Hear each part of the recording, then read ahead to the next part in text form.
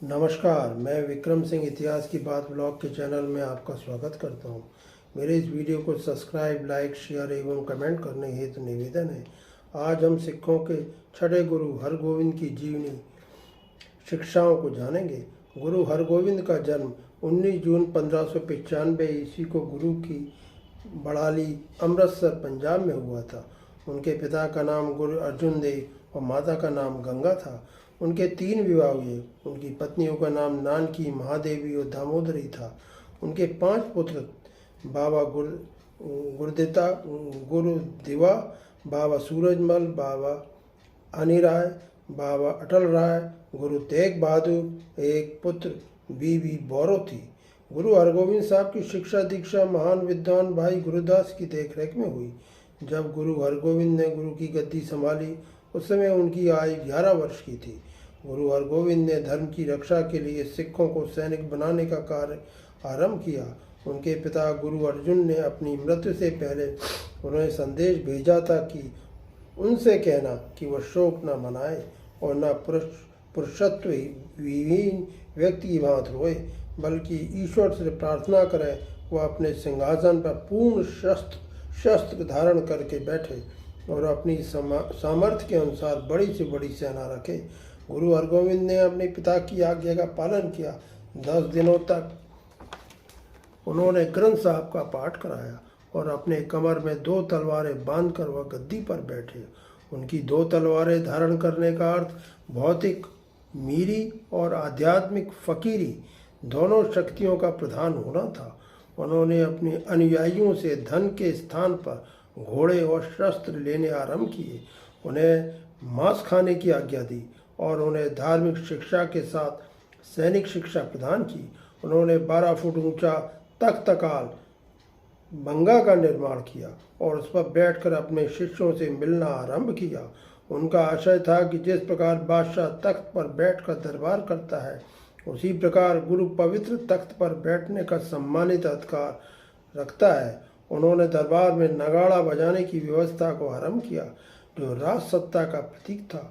उन्होंने अमृतसर की किलेबंदी भी की।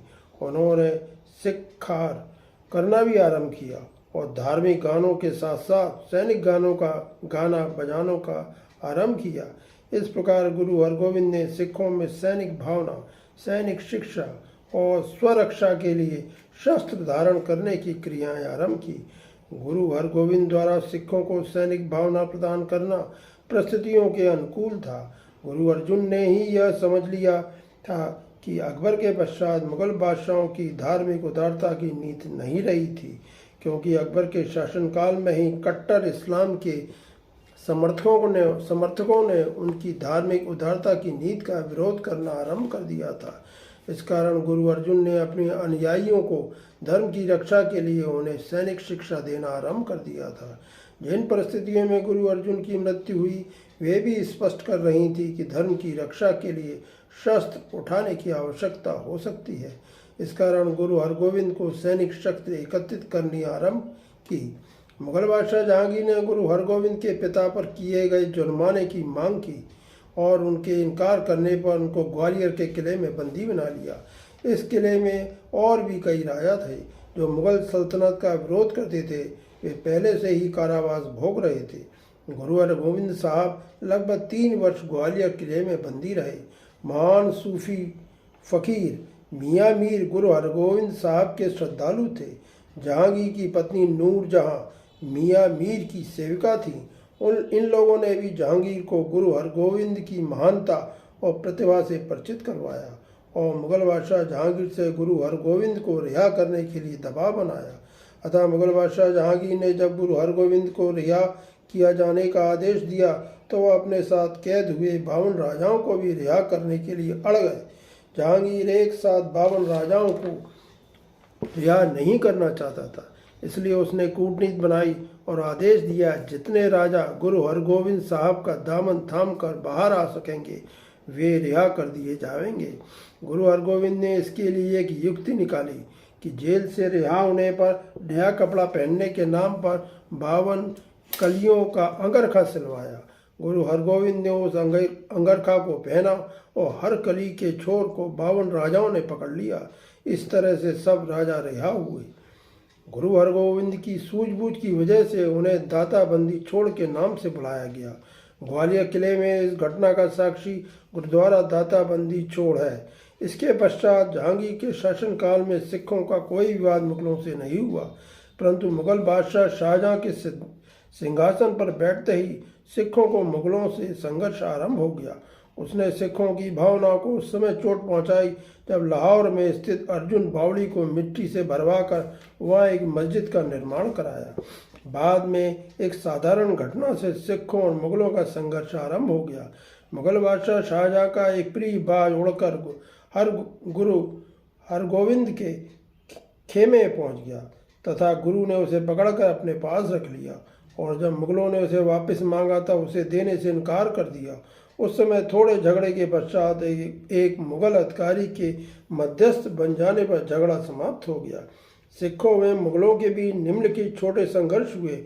वे निम्न थे: रोयना की लड़ाई, करतारपुर की लड़ाई, अमृतसर की लड़ाई, हरगोविंदपुर की लड़ाई, गुरुसर की लड़ाई और कीरतपुर की लड़ाई।